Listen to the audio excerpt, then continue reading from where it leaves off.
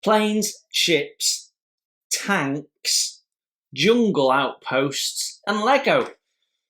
Funny old month, September. Let's have a roundup.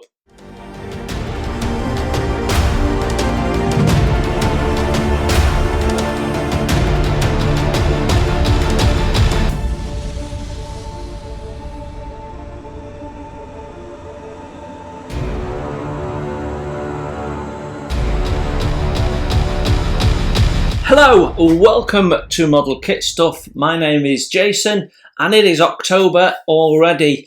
The weather is starting to get cooler. There's dew on the car windows in the morning. I'm not quite having the heating on, but it feels like we really want to. Yeah, it's all going that way. It's all starting to wind up. The garden's starting to go to sleep. And that means more modelling time, so all good. If you're new to the roundup, then what we do in this video is we go back and look at what happened in September and maybe talk a little bit about that, and then we look at what's going to be happening in the month or two ahead. And we've got lots to talk about actually in this video.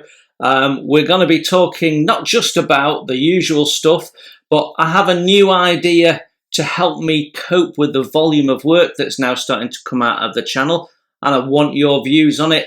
And we're going to talk about Telford, and we're going to talk about what I'm videoing, as well as what happened last month, including Lego. What was that all about?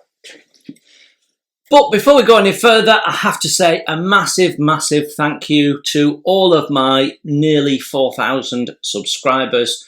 I've said it before, I'm going to say it again. Massive thank you to each and every one of you. You're special people. If you've subscribed, you've stayed subscribed, or you've newly subscribed, wonderful. But you support the channel in so many other ways. It's not just about subscribing. Every time you watch a video, that helps that content become more visible to other people who might be interested in watching it. The same is true if you hit the like button or if you make a comment on the video. Lots and lots of people start to see it. YouTube's analytics kick in and it starts getting shared. The more content I put out and the more people interact with that content, the more people get to see it, and then it just snowballs from there. So we are nearly 2 years into Model Kit Stuff.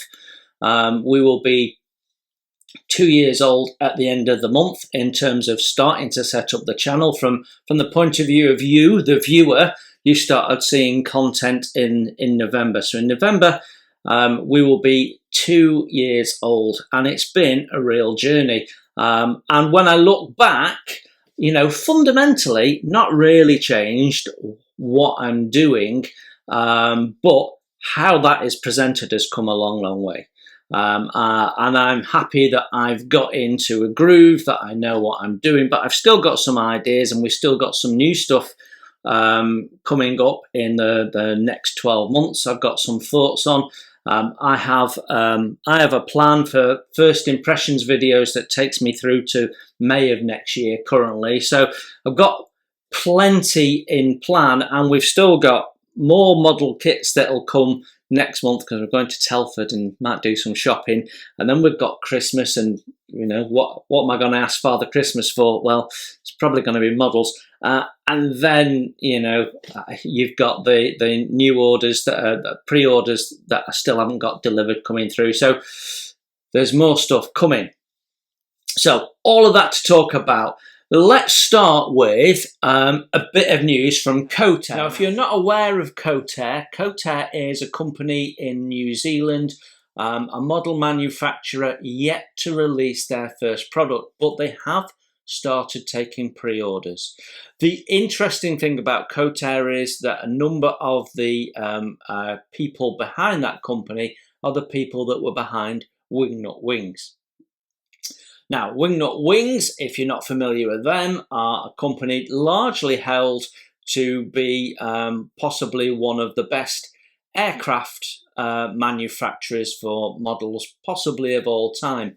A lot of people like their approach in terms of how they did their detail, how the models went together, the quality of the instructions. So they built up quite a reputation, although they did focus on First World War aircraft, and it wasn't for everybody as a result of that.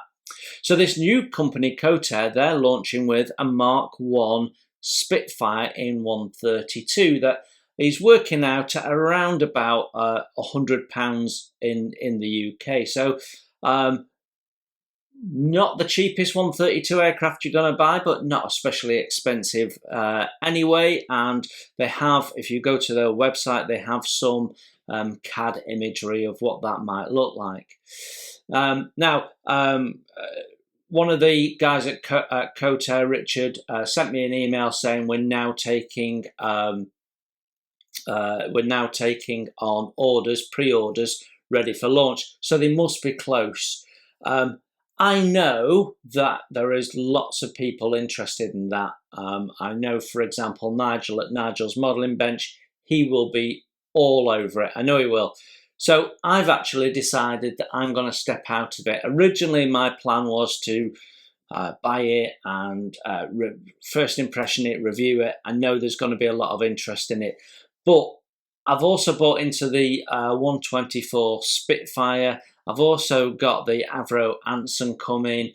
Both of those are big kits one way or another. And I can't do them all. I can't justify spending that money on them all. And so what I've decided to do is step out of the Cotair one. Now, if they decide they want to send me one so that I can do first impressions and review it, that's up to them.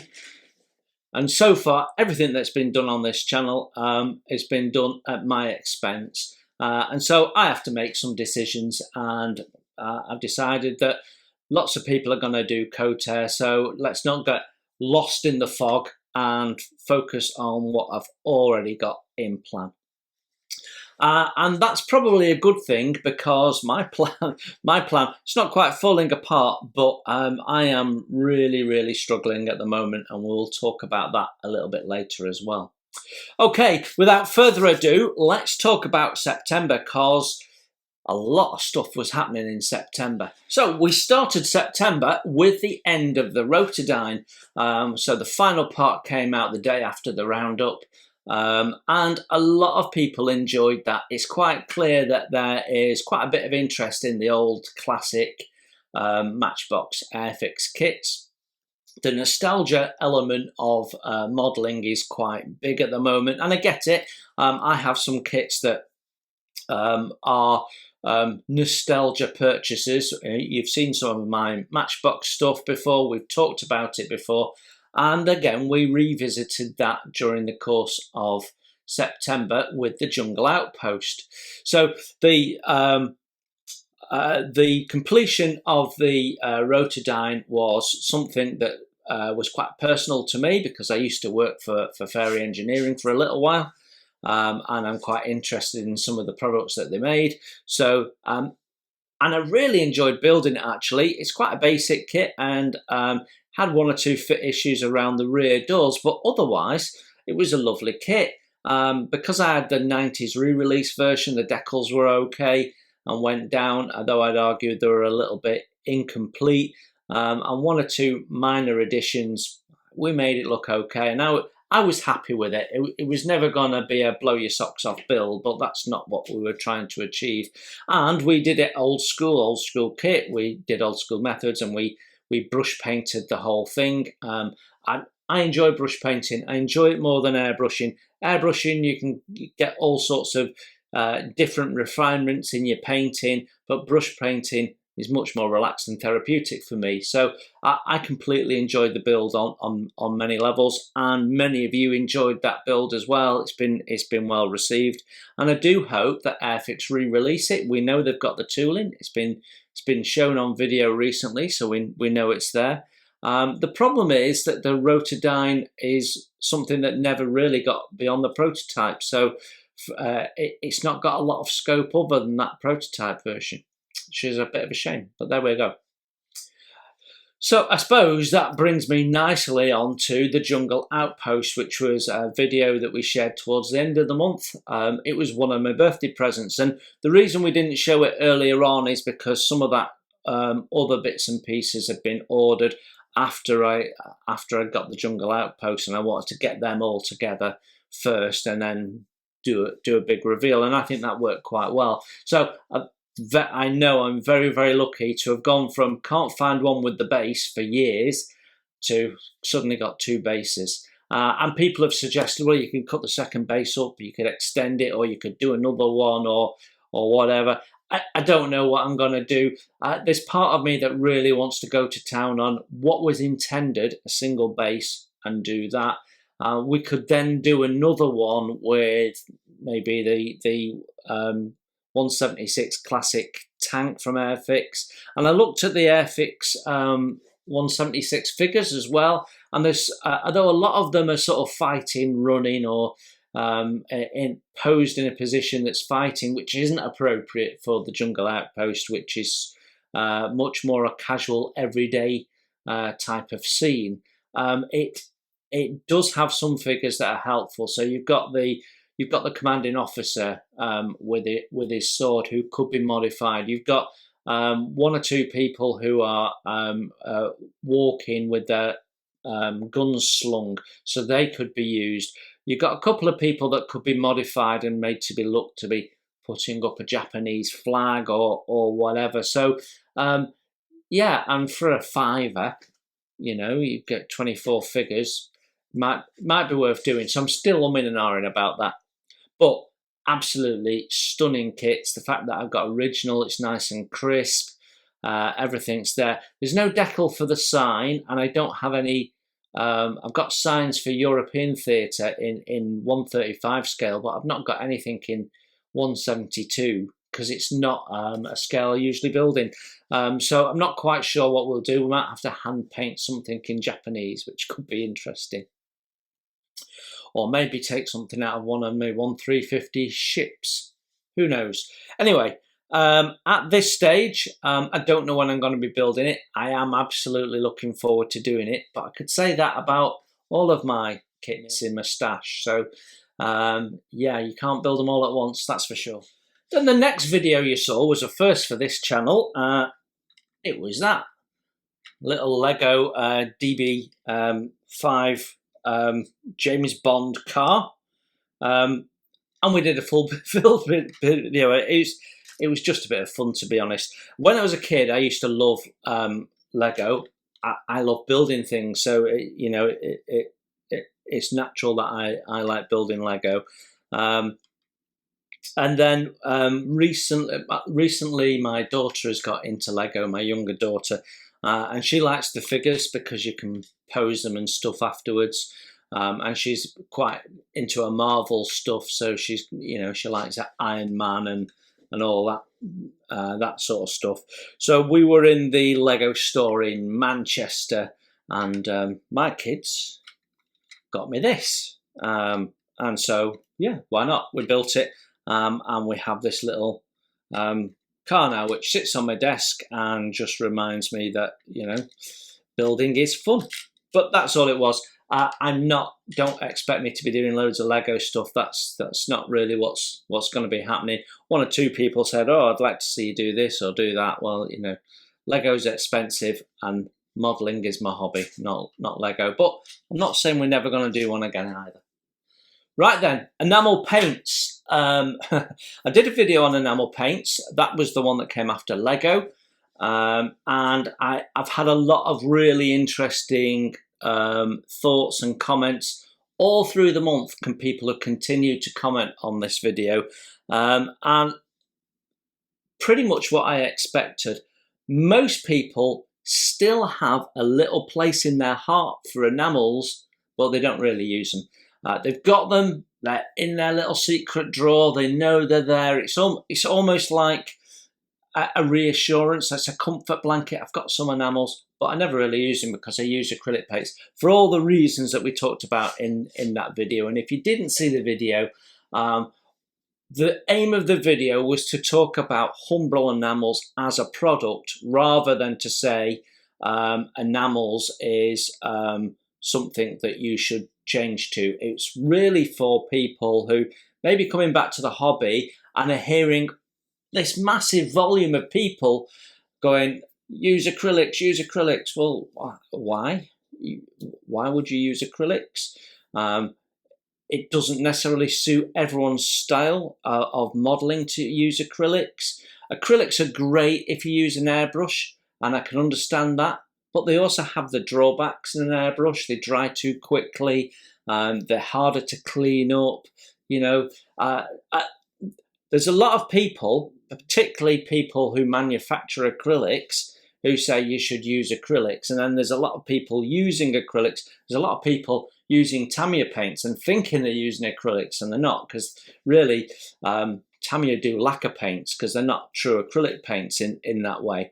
So, and that sparked a lot of debate. I'm planning to do a follow-up video which will be about using enamels, and we'll be using it, how to use enamels in an airbrush, because a lot of people appear to have it in their mind that for some reason you can't put enamels through an airbrush, or you shouldn't, or it's more difficult, or and it's all nonsense. There is pros and cons to enamels in the same way as there's pros and cons to lacquer paints, acrylic paints. They've all got things that are good and bad about them. Cost, ease of getting them, smell, extraction, so on and so forth. So a really interesting debate around enamels. People are asking me why I'm moving away from acrylics. I'm not moving away from acrylics. I'm just increasing my use of enamels. And some people seem to think that if you're using enamels, that makes it more difficult to do weathering, because weathering is typically in enamels, and you're using the same thinners to clean up and thin out your enamels for weathering as you're using on enamel paints, and so the two don't go. Well, you just have to put a varnish on that's acrylic, and there's ways around everything. So we'll talk about some of that. The next enamel video will focus on how to airbrush enamels. As you will have seen also this month, I got a new airbrush, and that airbrush, it's not exactly dedicated to enamels, but it's been bought with that in mind, to use one brush for enamels and keep me with others for acrylics. Exactly how that'll pan out, who knows, but we'll talk about the airbrush in a sec. But yeah, the enamels conversation, really, really interesting. Next up was the dogfight doubles, first impressions. Two slightly getting old, but still very good little kits. I've never had a dogfight doubles before. So it's not something I had as a kid. I don't know whether they were expensive or what, but they were never bought for me for Christmas or birthday or anything like that. So I've never built one. So it was really interesting to see the stand and the options you had. So obviously, if you're going to put them on the stand, you're going to put them in fly mode, which simplifies your build because you've not got landing gear and stuff. But actually, the two kits looked really quite nice. The Zero, perhaps showing its age a little bit more than the Wildcat, but yeah, essentially, two lovely little models and a nice little display piece. And I think probably makes a great little present for people who who are looking for a nice little display task, nice little Christmas present. I think that the dogfight doubles, I was quite impressed with it. Yeah, it's not the most complex build, but it looked like it'd be a lot of fun. So, and you guys agreed. Lots of people have viewed the video. That went down really quite well, I thought. Then we had something new. Meet the Creator. So let's just talk about that for a moment. What's Meet the Creator? Why have I done Meet the Creator? For me, the reason why we've done, the reason why I chose to do this, it's an idea I had because in the UK we don't really do shop cards. So you see lots of videos from people I subscribe to where they put out these videos that they've received a shop card, and what basically it is, and it seems to be predominantly in the US. People print these little cards off, send them to each other, and they say, "Hey, this is it." And it's a way of sharing that other person's channel and saying, "Look, these people follow me, and I follow them." And it's it's a way of building up that sort of YouTube community. But we don't really do anything like that in the UK. There are people that make their own stickers and stuff like that, and I know several channels do that, but it's not quite the same as sending something and saying, "Hey, look at this channel." So I decided I wanted to do something that was a bit like a shop card and say, go and have a look at this channel. This is who they are. This is what they do. So that's where the idea of Meet the Creator came from. So I think it was the 8th of September, I did one on Rims Models. Now, Rims Models is one of my favourite channels. I don't mind saying that. He won't mind me saying that either. I love his weathering. He really goes to town on the weathering. He really wrings the best out of his models. You can tell that he's enjoyed the process of getting it there. Like me, he is just a modeler who enjoys modelling and shares what he does. And he's been following my channel for a while. I've been following his channel for a while, and so I said to him, "Look, do you fancy doing this?" Now, I've asked several people about doing a Meet the Creator video. Someone had to go first. Rob came across really well, and the added bonus was Rob, as a creator, generally doesn't talk to camera, so he's talking about his model as you look at his model or his progress or whatever. So none of us had really seen him before, so a lot of people loved the Meet the Creator. It's been a really quite popular video, and so there are more coming. I have another couple that I'm working on that people have said yes and already videoed it, and I just have to edit it. So there'll be another one coming out quite soon. I have asked some people and they've said, "No, I'm not interested." But if you have a channel and you'd be interested in doing a Meet the Creator video, basically I will send you some questions. You've already seen those questions. You give me the answers on a video. You email it back to me, and I edit in the questions, and we come out with a video. That's basically how it works. So if you've got a channel and you want to do that, then by all means, you can drop me an email. If you go to my page and go to community, you'll find my channel email address, and you can contact me that way.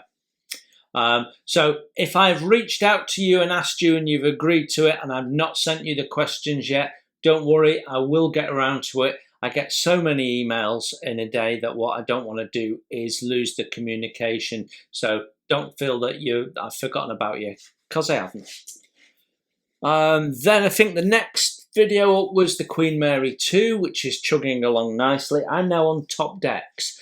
And we're going to make a bit of a change with the Queen Mary 2 because we're sort of getting into a bit that's getting a little bit monotonous. And also, I've got another issue that we're going to talk about in a sec, which is to do with workload. So we'll come back to that. But the Queen Mary 2 video went out, and we've sort of been focusing on the bridge area.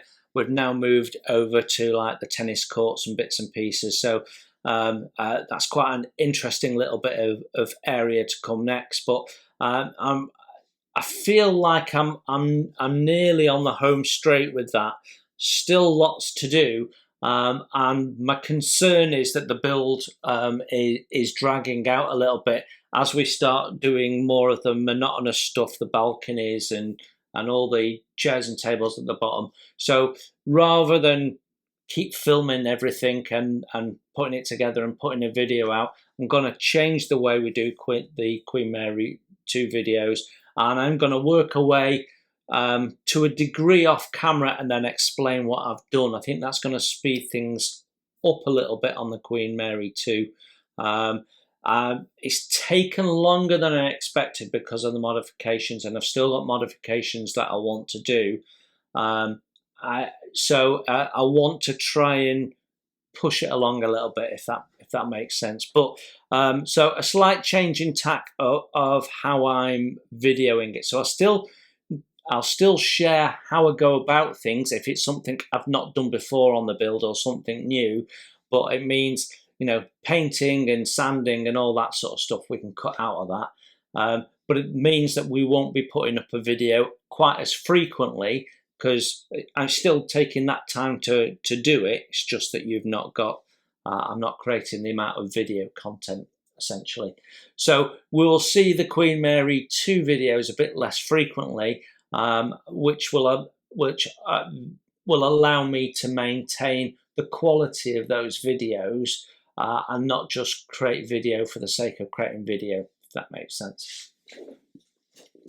Then we looked at the set of Hasegawa parts, wasn't it, next? So it's a nice little kit. I think if you build a lot of ships, particularly if you've got an interest in Imperial Japanese Navy ships, I think it's a nice little set of bits and bobs to keep in your stash. You never know when you're going to lose something. You never know when you're going to have a short shot or it's not quite moulded the way you'd like it. And I thought that was quite a nice little set of kits, and you've got some photo etch in there. So particularly if you've got an older kit, it might well update what you've got. And we released that, and then of course later we did the Yamato video, and some of those items I definitely think could be used to upgrade the Tamiya Yamato. So some nice little bits and pieces in there, but you know, I've got the Yukikaze build coming up soon, which is going to be a weathering project, weathering an Imperial Japanese ship. My intention is to have a bit of fun with that and go to town on the weathering, lots of rust and shading and so on and so forth. So going to have a little bit of fun with that. It's a small little ship, but we might well use some of those Hasegawa parts on there, and we might even use some of the Tamiya utility boats. Don't know, but yeah, I thought it was a nice little set of parts, well moulded, well presented. Next after that came the Airfix Avro Lancaster special for the Dam Busters. A lot of people saying, yeah, I've bought that, or I've built that, or I'm building it. So clearly a kit that is popular with modelers. I mean, it's a subject that's ever popular anyway, isn't it? The Avro Lancaster. And I worked for a time at Woodford where they used to build Lancasters.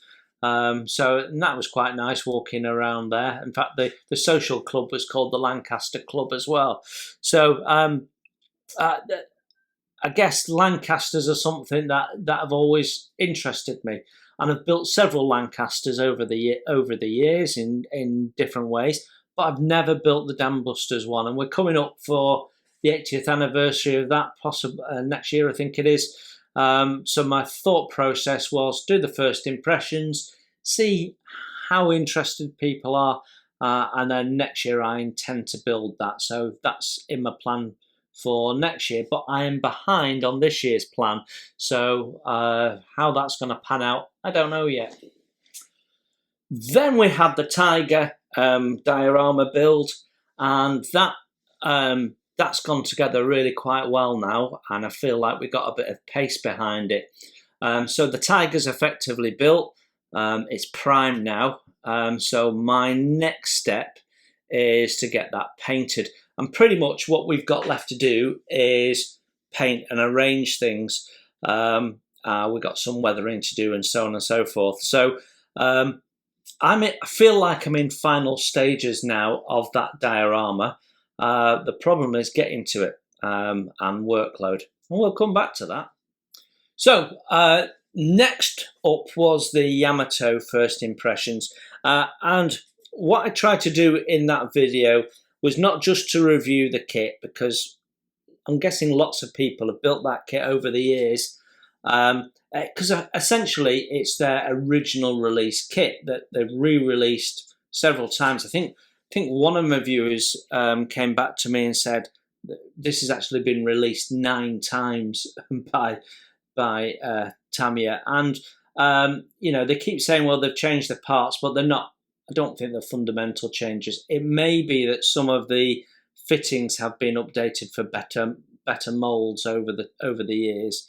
But what I was trying to get to is you can buy their new tool one at £250 in the UK or more. You quite often see it for 280 and what have you. Or you could buy that for, it cost me £60 and buy some aftermarket and still be miles cheaper than buying that all singing, all dancing one, and still come out with a model of the Yamato at the end of the day. So depends on how you want to build it. There is, I feel sometimes there's a little bit of snobbery around Tamiya, and there are some people that will only build Tamiya, and we're all different as modelers, and what we get out of modeling is different, and we all enjoy different elements of it in a different way. So when someone says to you, Tamiya make the best kits, but they don't really. What they really mean is, I enjoy building kits that are easy to put together, which is different to me, for example, who enjoys the challenge of making a kit go together, which is a completely different thing. My favourite kit of all time is Airfix's 124 Hellcat.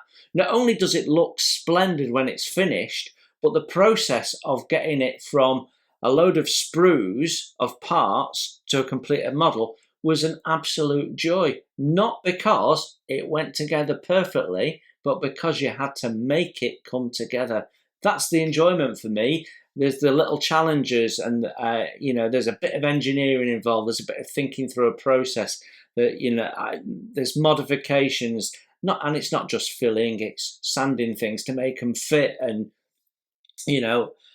famously in the Hellcat, there's a bulkhead that's oversized, and you can't get the 2 fuselage halves together.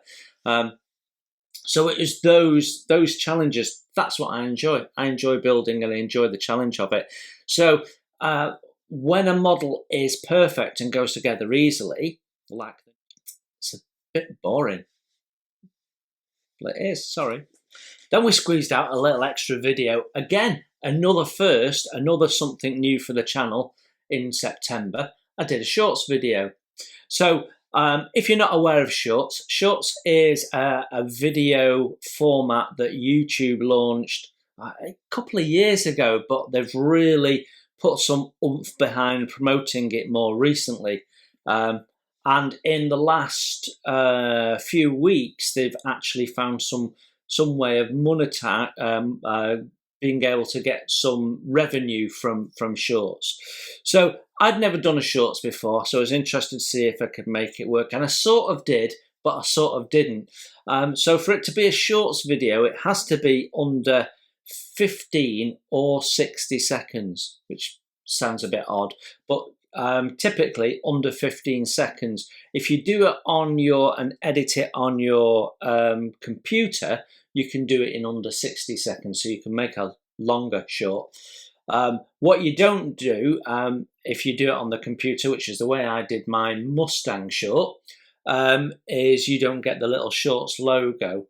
So you can put the hashtags on, but you've got to do it on a phone, really, using the shorts app to make a shorts video.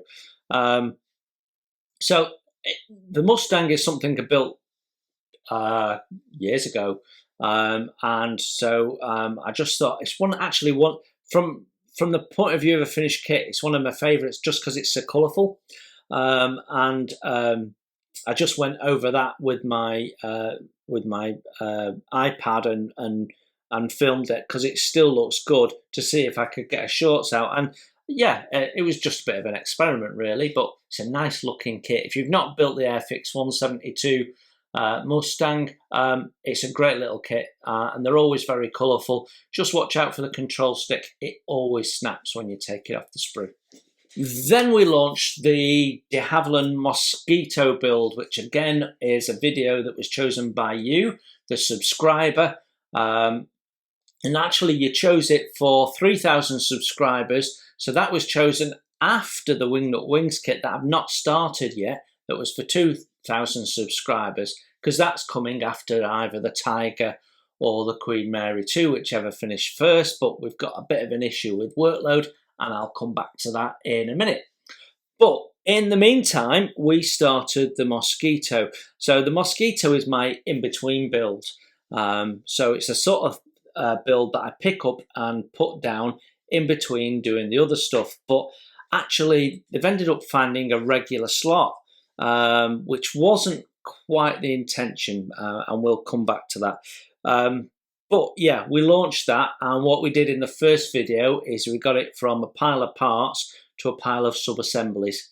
And then in the next video, we'll be doing quite a bit in the way of painting and doing some weathering and some bits and pieces of those sub-assemblies ahead of the final painting of the fuselage, final assembly of the fuselage.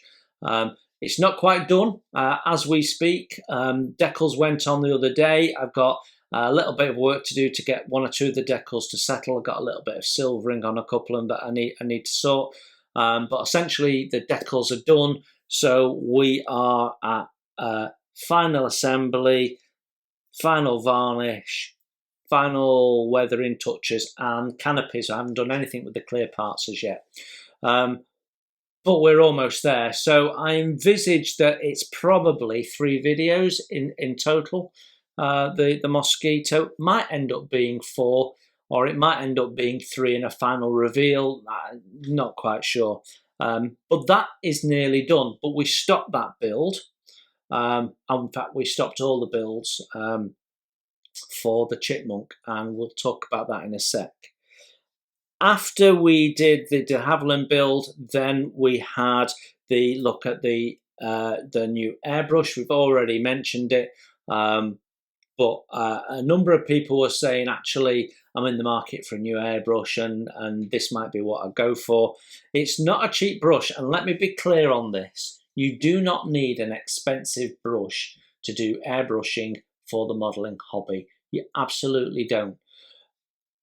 My caveat to what I just said is, if you want to put chemicals through, particularly for enamels, then just be careful. The cheaper end brushes, the sort of £20–30 brushes, quite often have just ordinary plain rubber seals in, and they can perish quite quickly depending on what you put through your paintbrush.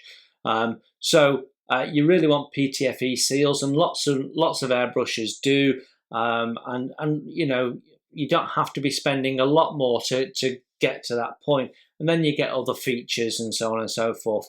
The more expensive you get tends to be the better quality in terms of thickness of plating and things. So it doesn't change the functionality, just changes how long that's going to last. Having said that, I've got an airbrush that I've used on and off since the 80s, and it's still perfectly functional and usable, so they don't really wear out. But I am very much of the opinion that you should buy the best that you can afford. And in this instance, I had some money left over from my birthday, and I wanted to buy a third airbrush. And initially, I was looking at an Iwata Neon, is it? Which is like their entry-level brush.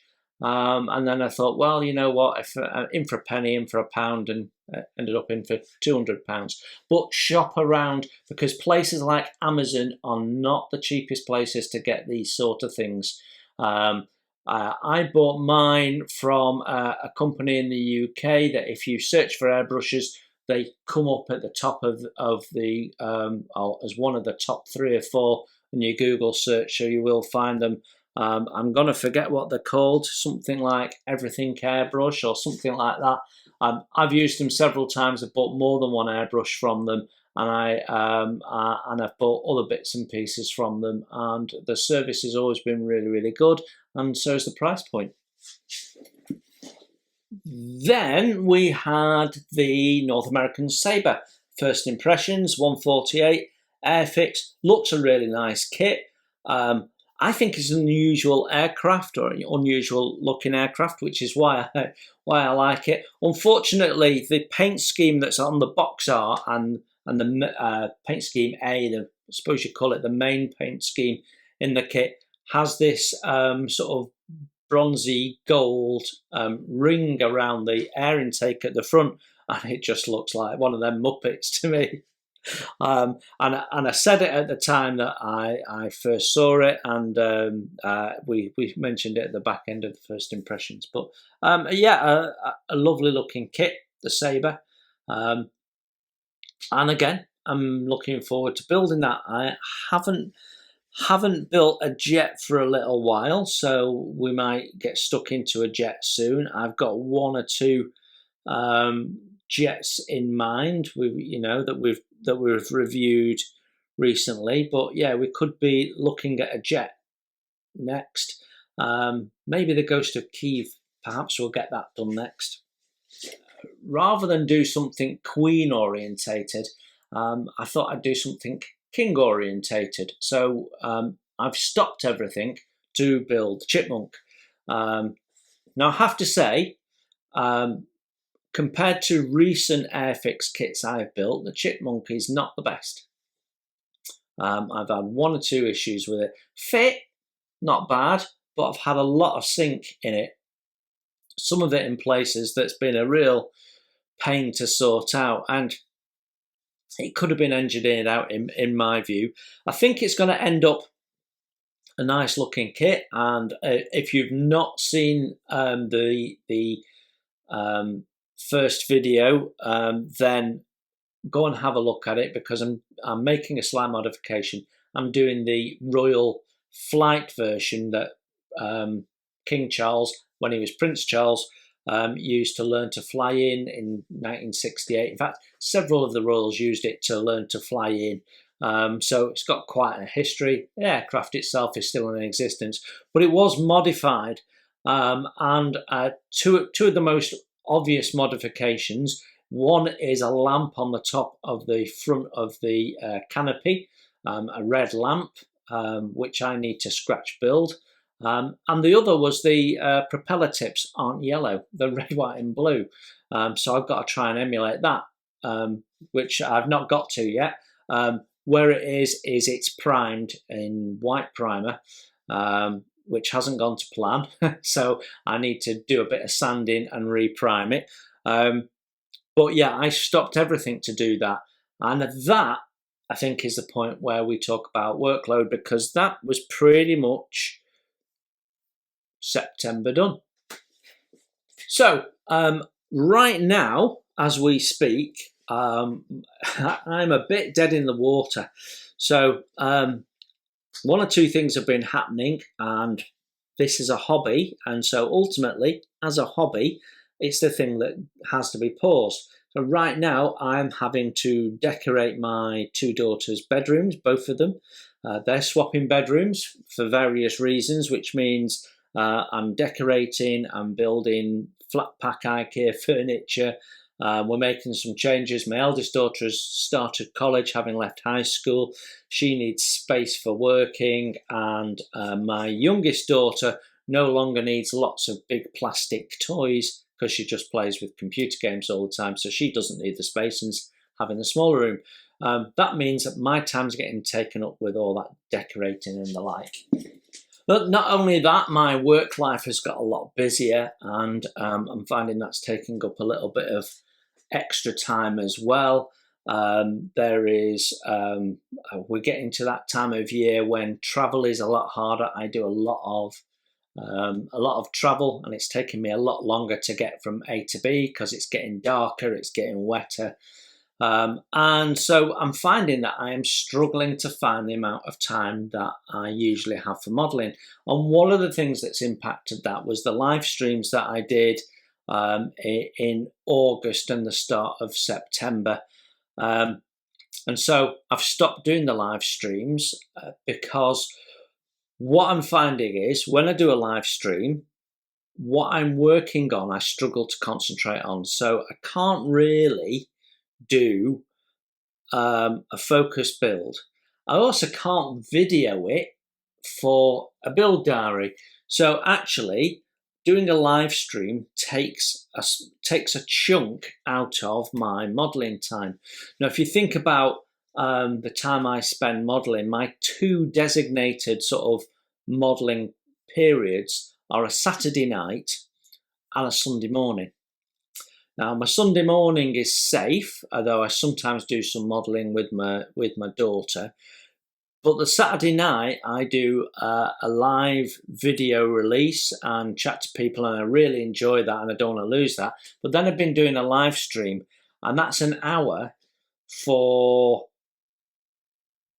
13, 14 people to have a chat with, and it's been really, really fun. I've really enjoyed doing it. But it's an hour of lost of doing some modelling, and as a result, where we've got to is I haven't done anything on my fly for nearly 6 weeks. I haven't done anything on Queen Mary 2 for 2 weeks. I haven't done anything on the Tiger for nearly 2 weeks. We've done some stuff on the mosquito, and then I chose to stop everything for the chipmunk. And I've actually really enjoyed the experience of building the chipmunk single focused.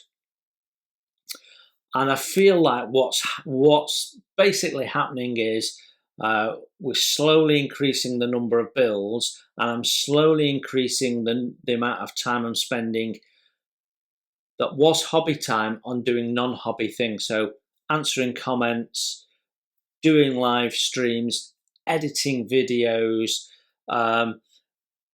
It's just got a little bit to the point where I don't have time to do it all anymore. And that's part of what's causing me to lose ground on my videos. I used to be several weeks ahead. I'm now hand to mouth, and I'm not catching up.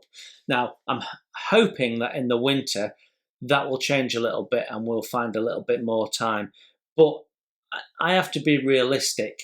The volume of comments that I'm getting now on a daily basis, it's not possible, or it's increasingly not possible to answer them all every day.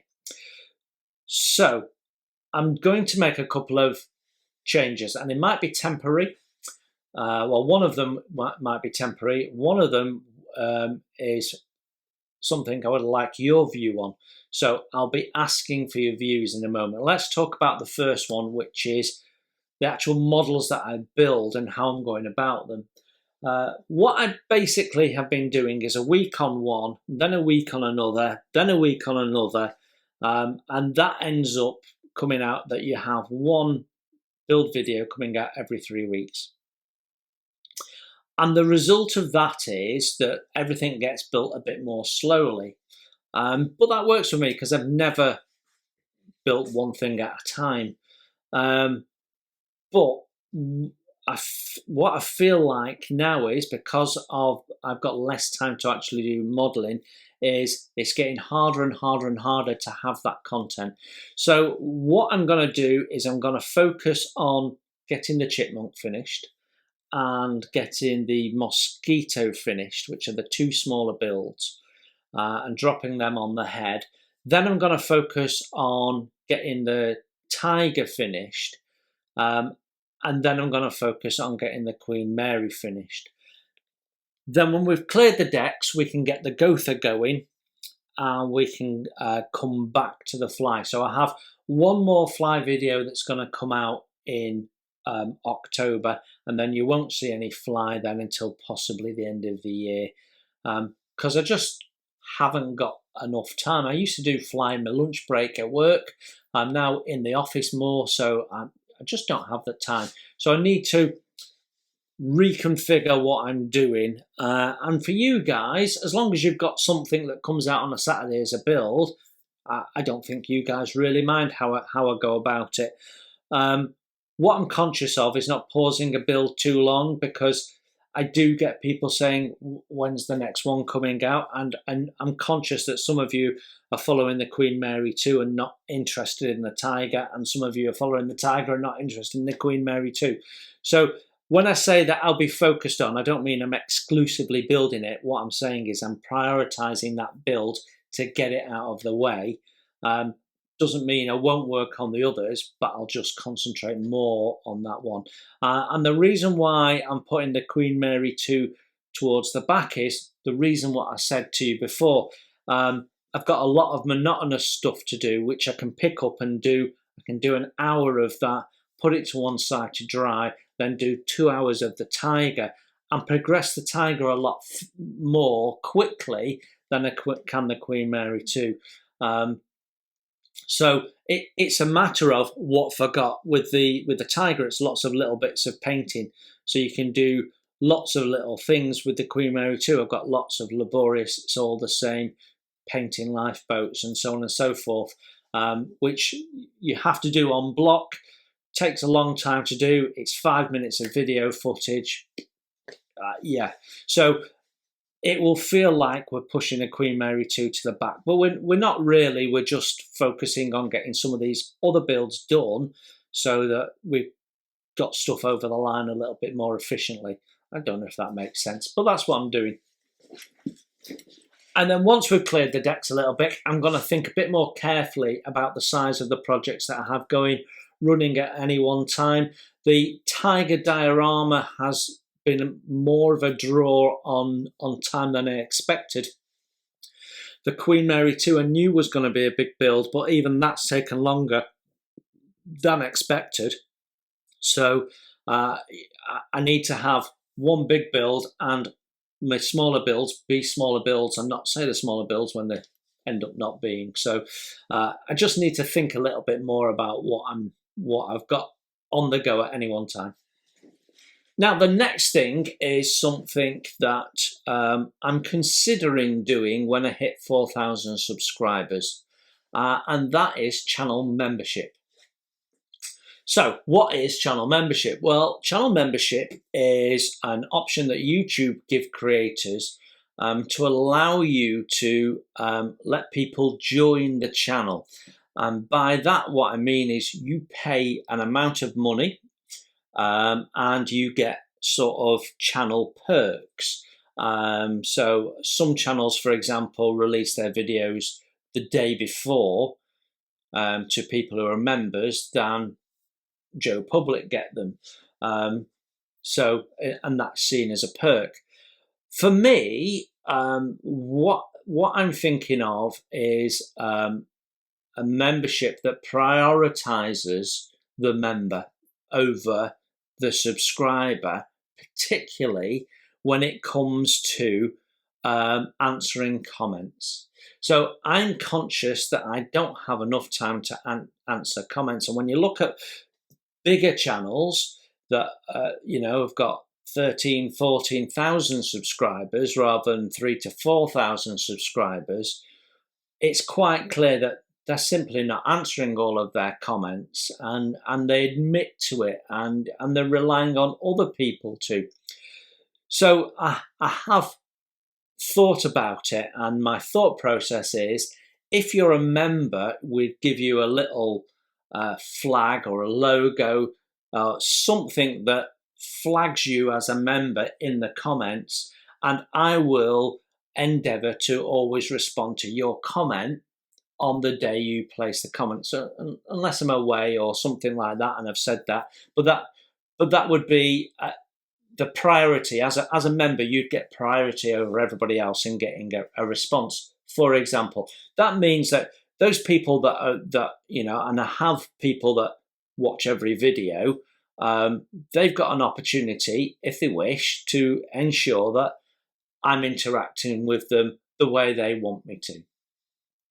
What I'm not sure of is what other perks people would be interested in. So there's two ways I could do membership. I could do membership it's just one price, one membership level, and you get this small range of perks. Or we could do perks for one cost, another level of perks for another cost, and another level of perks for a third cost. We could do it that way.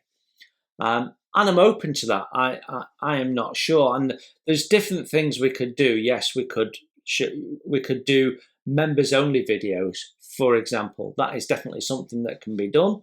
And I can release a video and only people who have membership would be able to see it. But if I did that, what would that be? There's other things I could do, like I could do workshops and say, right, okay, if you need help with a build, you can come to me as a member and I'll give you advice. I tend to steer away from giving advice to subscribers because, I don't consider myself an expert, although when I say that, there's always someone who points out that I know more than they do. And that's the nature of the hobby. There's always someone who knows more than you do. And by no means do I class myself as an expert modeler. So my question to you is, if I was doing membership, what sort of things would you like to receive as a member of the Model Kit Stuff channel? What's important to you? What would you be interested in? Do you want to see members only videos? What would they be? Would they be builds that only members see? Or do you want to just have priority over the making sure you get comments and that I'm communicating with you? Or, what do you want? If we were doing membership, what would you be interested in seeing? I haven't fully decided on whether I'm doing this or not, but I'm conscious that I have people that dip in and out of the channel and I have people that follow every video. And I want to give people the opportunity to be able to pick or choose what they want to get out of the channel as the channel grows, and make sure that I remain interacting with people in the way that they want me to interact with them. So if you've got thoughts on membership, maybe you're members of other channels and you've experienced what you get on other channels, or you're interested in what membership might look like, please leave a comment below on what you would like to see in membership if you were doing it. So I'm interested in your thoughts, please. So October, I'm going to try and save some time in October and focus more on building than doing videoing of first impressions. So this month is looking good on that front because 2 of these I've already videoed.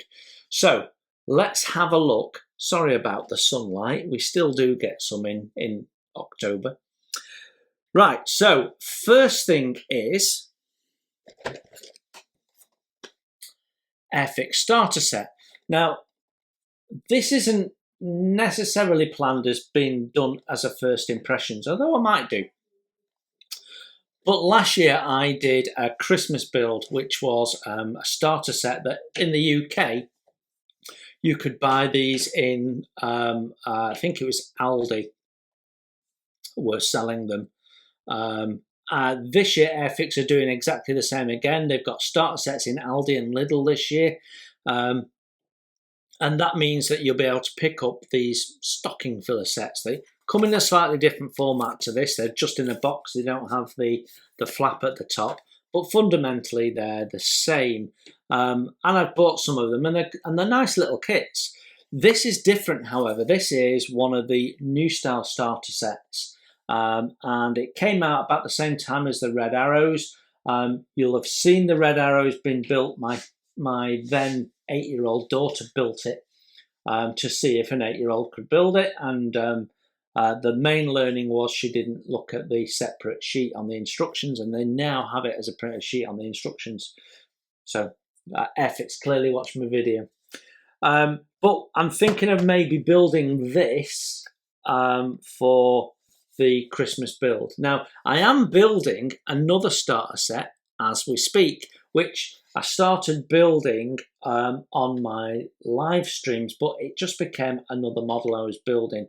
And that is the Mary Rose. Now, I'm going to finish the Mary Rose at some point. It's nearly done, but I'm messing around with that and weathering it and rigging it and taking it beyond starter set is what I'm doing with that. But this, my thought is to do it like I did last year, do a Christmas build, do it beforehand so it's there to go Christmas Day if you should get one of these.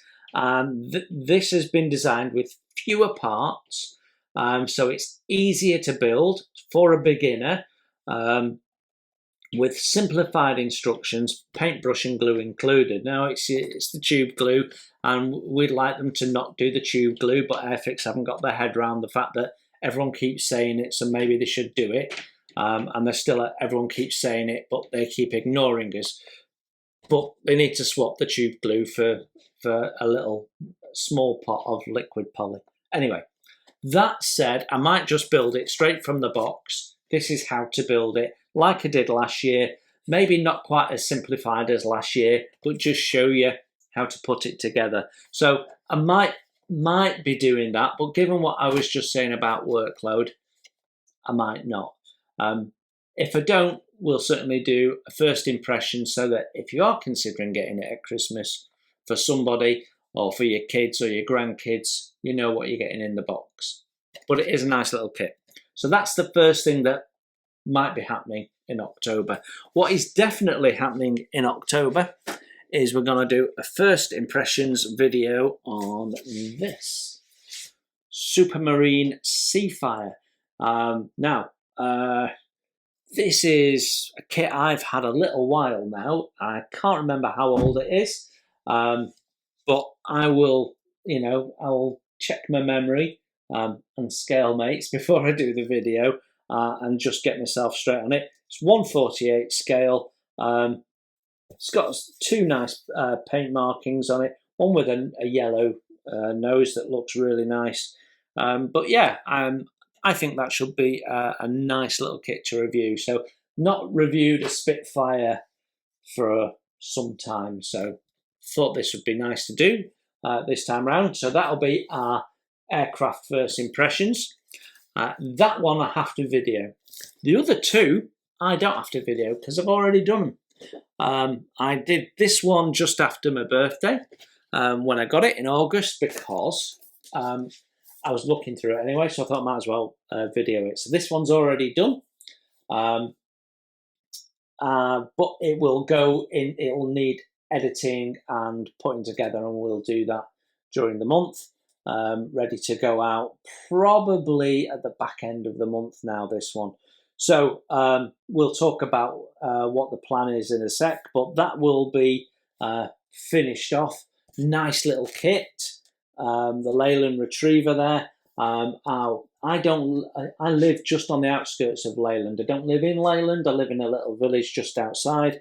But I can literally walk to the British Commercial Vehicles Museum in Leyland from my house. It's about a 7-minute walk. So I might be going and videoing that for maybe a November video. So that's some other video we're going to be doing Leyland related, but that will be edited up in October as well. And then that leaves me with this, which is the Verifier 1:350 scale Missouri, which we talked about previously when I bought it, and it was a stash ad. Now I've already videoed this as well, so that makes it a nice easy month for videoing, and I can focus on some building. But that still needs editing as well, so a bit of editing time, but it is done. I'm not going to say whether this is a nice kit or not. You're going to have to watch the video.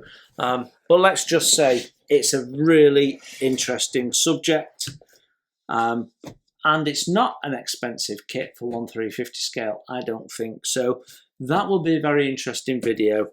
that I think you will enjoy. So what would you be expecting to see on the channel in October? Well, tomorrow we will have the second part of our 1 to 200 scale Yamato First Impressions, the Rivet Counters edition, where we're going to look at the hull and the decks really closely and point out anything that we think might be an error.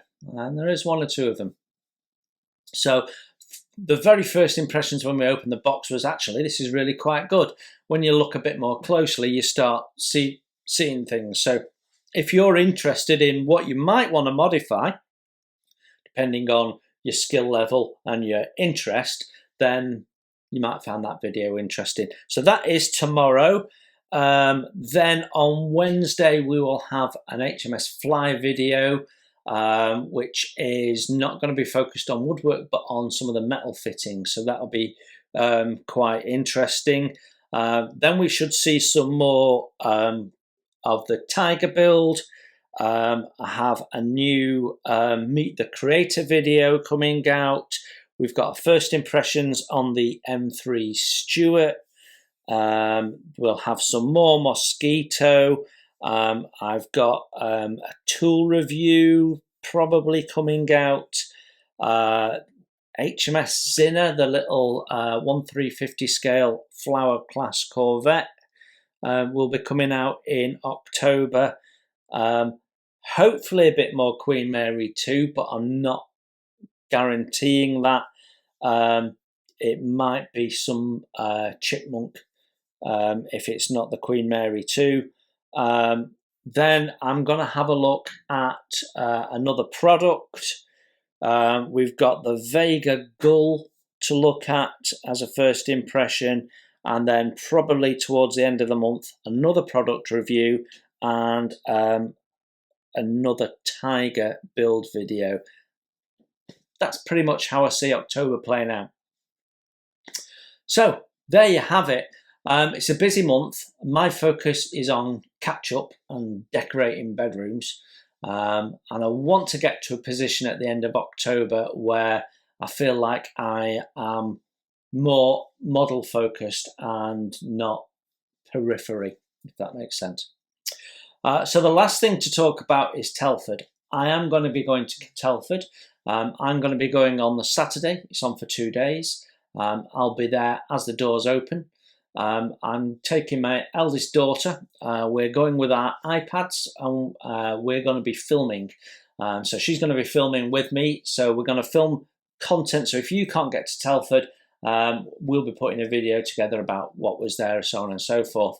The reason why the two of us are going is, well, she's quite interested anyway in having a nosy round, but she's going to do some videoing for me. That means we'll get around a bit quicker.